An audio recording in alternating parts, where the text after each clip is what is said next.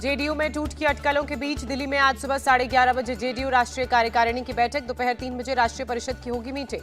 बैठक में बिहार के मुख्यमंत्री नीतीश कुमार समेत पार्टी के वरिष्ठ नेता होंगे शामिल। जेडीयू कार्यालय के बाहर नीतीश कुमार के लगे पोस्टर, लिखा प्रदेश ने पहचाना अब देश भी पहचानेगा। पोस्टर में कहीं भी जेडीयू के राष्ट्रीय अध्यक्ष लल्लन सिंह की तस्वीर नहीं। केसी त्यागी ने कहा, जो भी अफवाह और चर्चा थी वो सिरे से खारिज, लल्लन सिंह अध्यक्ष है। जेडीयू की बैठक में नीतीश कुमार ने कहा, आने वाला राजनीतिक प्रस्ताव ऐसा होना चाहिए जिसमें 2024 लोकसभा चुनाव का हमारा एजेंडा नजर आए। लल्लन सिंह के भविष्य पर सस्पेंस बरकरार, आज हो सकता है फैसला। लल्लन सिंह ने नीतीश को बताया जेडीयू का सुप्रीम लीडर, कहा पार्टी एक है और एक ही रहेगी। तेजस्वी यादव ने नीतीश के एनडीए में जाने की खबरों को खारिज करते हुए कहा, कंफ्यूजन क्रिएट करना चाहती है बीजेपी। नीतीश की एनडीए में वापसी की 200% संभावना नहीं। गिरिराज सिंह ने कहा, नीतीश के लिए सारे दरवाजे बंद। जेडीयू की कार्यकारिणी की बैठक से पहले नीतीश से मिले लल्लन सिंह, घर जाकर मुलाकात की। दिल्ली में इंडी गठबंधन के साथ सीटों के बंटवारे पर आज कांग्रेस की सीट शेयरिंग कमेटी की बैठक, महाराष्ट्र पंजाब के कांग्रेस नेताओं के साथ मीटिंग। मुकुल वासनिक के नेतृत्व में कांग्रेस की गठबंधन समिति करेगी आंतरिक चर्चा। मुकुल वासनिक ने कहा, बैठक में सभी नेताओं की ली जाएगी राय। तारिक अनवर ने कहा, हर पार्टी चाहती है उसका विस्तार हो, स्टेट टू वेरी करता है, बोले बैठकर बात करेंगे। महाराष्ट्र में कांग्रेस ने दिखाए तीखे तेवर। संजय निरुपम ने कहा, सीटों को लेकर शिवसेना डराए नहीं।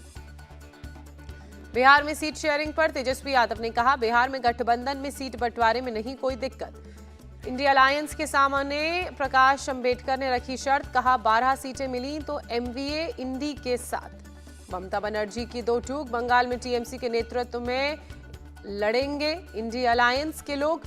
टीएमसी के अलावा कोई पार्टी बीजेपी को नहीं हरा सकती। सीएम योगी का अयोध्या दौरा आज, पीएम के दौरे की तैयारियों की करेंगे समीक्षा। राम जन्मभूमि ट्रस्ट की 2 दिवसीय अहम बैठक का दूसरा दिन आज। बैठक में तय हो सकता है रामलल्ला की कौन सी मूर्ति गर्भगृह में लगेगी। चंपत राय ने बताया, हम परिस्थितियों के मुताबिक काम करेंगे, शांति से काम खत्म करना हमारा मकसद। ससुराल के जल से होगा रामलल्ला का जलाभिषेक, आज अयोध्या पहुंचेगा नेपाल का रथ, कई नदियों का जल किया गया है जमा। आज मुंबई के घाटकोपर और चेंबूर में अक्षत कलश यात्रा निकाली जाएगी। महिलाओं समेत बड़ी संख्या में लोग भी होंगे शामिल। पीएम मोदी के अयोध्या दौरे को लेकर तैयारियां, शहर को फूलों से सजाया जा रहा है। अयोध्या धाम रेलवे स्टेशन रंग बिरंगी रोशनी से सराबोर, 30 दिसंबर को पीएम करेंगे इनॉग्रेशन। अयोध्या में भगवान राम की प्राण प्रतिष्ठा से पहले महिलाओं ने की अवसान मैया की पूजा। प्राण प्रतिष्ठा महोत्सव बिना किसी बाधा के संपन्न हो, इसलिए की गई पूजा। राम मंदिर की प्राण प्रतिष्ठा में 5 लोग मौजूद रहेंगे। गर्भगृह में पीएम मोदी, सीएम योगी, गवर्नर आनंदीबेन पटेल, संघ प्रमुख और आचार्य, मुख्य आचार्य रह सकते हैं। प्राण प्रतिष्ठा के वक्त बंद रहेगा पर्दा। सबसे पहले रामलल्ला अपना चेहरा देखेंगे। दल पूजा के लिए आचार्यों की 3 टीमें बनी। महर्षि वाल्मीकि के नाम पर रखा गया अयोध्या एयरपोर्ट का नाम महर्षि वाल्मीकि अंतर्राष्ट्रीय हवाई अड्डा अयोध्या धाम से जाना जाएगा। पीएम के दौरे से पहले सीएम योगी ने की बैठक, अयोध्या प्रशासन के साथ की समीक्षा बैठक। राम मंदिर को लेकर सियासत जारी, संजय राउत ने कहा, सब कुछ शिवसेना ने किया, बीजेपी केवल प्रचार कर रही है। अयोध्या में 84 कोसीय परिक्रमा इलाके में शराब बैन होगा, दुकानें हटाई जाएंगी। यूपी के आबकारी मंत्री नितिन अग्रवाल का बयान। अयोध्या में डिप्टी सीएम केशव प्रसाद मौर्य ने सफाई अभियान चलाया, नालियों से कचरा निकाला गया, झाड़ू लगाई गई। झारखंड के सीएम हेमंत सोरेन ने इच्छा जताते हुए कहा, निमंत्रण मिला तो राम मंदिर प्राण प्रतिष्ठा में लूंगा हिस्सा। रामलला की आरती में शामिल होने के लिए ऑनलाइन बुकिंग शुरू, दिन में 3 बार होगी आरती। राम मंदिर में लगेगा 600 किलो का घंटा, घंटे पर जय श्री राम का लिखा होगा नारा। प्रभु राम के अपमान पर घिरी ठाकरे सेना, बीजेपी की मांग, माफी मांगे ठाकरे सेना। संजय राउत के भगवान राम को किडनैप करने वाले विवादित बयान पर बड़ा विवाद। राहुल गांधी की भारत न्याय यात्रा को लेकर जयराम रमेश का बयान। 4 जनवरी को दिल्ली में होगी कांग्रेस की मीटिंग। कांग्रेस की बैठक में प्रदेश कांग्रेस कमेटी और कांग्रेस विधायक दल की होगी बैठक। मीटिंग में भारत न्याय यात्रा की रूट को दिया जाएगा अंतिम रूप। राहुल गांधी की न्याय यात्रा पर स्मृति ईरानी का तंज, जो अन्याय के लिए जाने जाते हैं वो न्याय का ढोंग कर रहे हैं।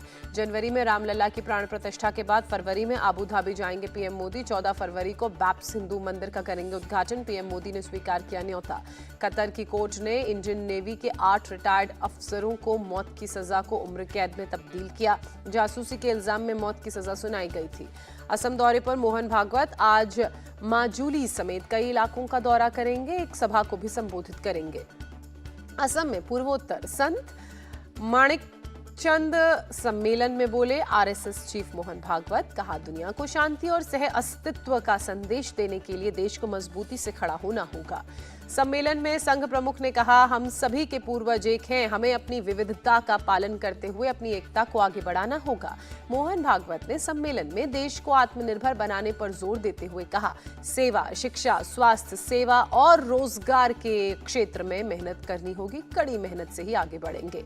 संघ के गढ़ में कांग्रेस ने 2024 का बिगुल फूंका। नागपुर में की महारैली। राहुल बोले, देश में दो विचारधाराओं की लड़ाई।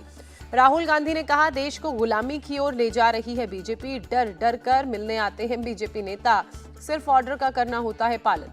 मल्लिकार्जुन खड़गे का बीजेपी आरएसएस पर निशाना। कहा, 10 साल से दोनों ने तंग कर रखा है, रोका नहीं गया तो देश की संविधान को खतरा होगा, खत्म कर देंगे।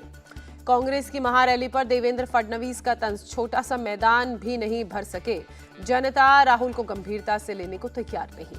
राजस्थान के बूंदी पहुंचे लोकसभा स्पीकर ओम बिरला, लोगों की समस्याओं को लेकर बातचीत की। दिल्ली में MSME e commerce export handbook launch केंद्रीय मंत्री पीयूष गोयल ने लॉन्च किया। पेट्रोल और डीजल के दाम में कटौती कर सकती है सरकार, जनता को 10 रुपए तक दे सकती है राहत। पेट्रोल डीजल के दाम घटाने पर पीएमओ वित्त और पेट्रोलियम मंत्रालय में हुई चर्चा। सरकार और तेल कंपनियां मिलकर खर्च करेंगी वहन। पाकिस्तान को भारत की दो चूक, मुंबई हमले के आरोपी हाफिज सईद को सौंपने को कहा। ममता बनर्जी ने बीजेपी पर निशाना साधते हुए कहा, राजनीतिक फायदे के लिए नागरिकता के मुद्दे पर लोगों को भटका रही है बीजेपी। दिल्ली एमसीडी में बीजेपी का प्रदर्शन। हेल्थ मिनिस्टर सौरभ भारद्वाज को गिरफ्तार करने की मांग की। बीजेपी का एक ही मकसद, सदन को नहीं चलने देना। बीजेपी के हंगामे पर बोली मेयर शैली ओबरॉय। लखनऊ में समाजवादी पार्टी की महिला सभा की बैठक में अखिलेश और डिंपल शामिल हुए। लोकसभा चुनावों को लेकर चर्चा की। अखिलेश यादव का बीजेपी पर निशाना। कहा, नारी सम्मान की बात करने वाली पार्टी महिला पहलवानों के साथ अन्याय कर रही है। तेलंगाना के मंडल अध्यक्ष सम्मेलन में बोले अमित शाह, जब तक यहां बीजेपी की सरकार नहीं बन जाती तेलंगाना आते रहूंगा। अल्पसंख्यक कल्याण के लिए महाराष्ट्र सरकार का फैसला। रजिस्टर्ड मदरसों को 10 लाख रुपए की मदद देगी शिंदे सरकार। रजा अकेडमी के अध्यक्ष मौलाना सईद नूरी की दो टूक, मदरसे वाले सरकार से 1 रुपया भी ना लें, पैसे देकर सरकारी नौकर बना देगी। सईद नूरी के बयान पर महाराष्ट्र के अल्पसंख्यक मंत्री ने कहा, किसी भी मौलाना को सरकारी काम पर नहीं लगाना चाहिए। भिवंडी में सपा विधायक रईस शेख की सरकार से अपील, मदरसों को बिना शर्त पैसे दें, मदरसों को हाईटेक करके दिखाएं। राम मंदिर की प्राण प्रतिष्ठा को लेकर सीएम शिंदे ने की बैठक। दोनों डिप्टी सीएम फडणवीस और अजीत पवार रहे मौजूद। महाराष्ट्र से बड़े पैमाने पर राम भक्तों के जाने की संभावना। पेपर लीक जांच के लिए भजनलाल सरकार ने एसआईटी का गठन किया। राजस्थान बीजेपी अध्यक्ष सीपी जोशी का बयान। शरद गुट के एनसीपी नेता जयंत पाटिल ने कहा, इंडिया अलायंस में सीट शेयरिंग पर अलग अलग बात ना हो, सब मिलकर चर्चा करें। हरियाणा जमीन घोटाले में प्रियंका गांधी की बढ़ सकती है मुश्किलें, पहली बार ईडी की चार्जशीट में नाम आया। संसद सुरक्षा लीक के सभी आरोपियों का पॉलीग्राफ टेस्ट होगा। पुलिस ने पटियाला हाउस कोर्ट में अर्जी दी। पीएफआई मनी लॉन्ड्रिंग केस में पटियाला हाउस कोर्ट का फैसला। पीएफआई के 5 सदस्यों को 14 दिन की न्यायिक हिरासत में भेजा गया। पंजाब पुलिस ने लॉरेंस बिश्नोई गैंग से जुड़े गैंगस्टर विक्रमजीत सिंह को किया गिरफ्तार, हथियार और गाड़ी बरामद। उमेश पाल हत्याकांड के आरोपी अरमान अख्तर का घर किया गया कुर्क। सिविल लाइंस इलाके में धूमनगंज पुलिस की कार्रवाई। बंगाल में टीचर भर्ती स्कैम में ईडी की रेड, कई जगहों पर एक साथ छापेमारी, सुरक्षा के लिए सीआरपीएफ के जवान मौजूद।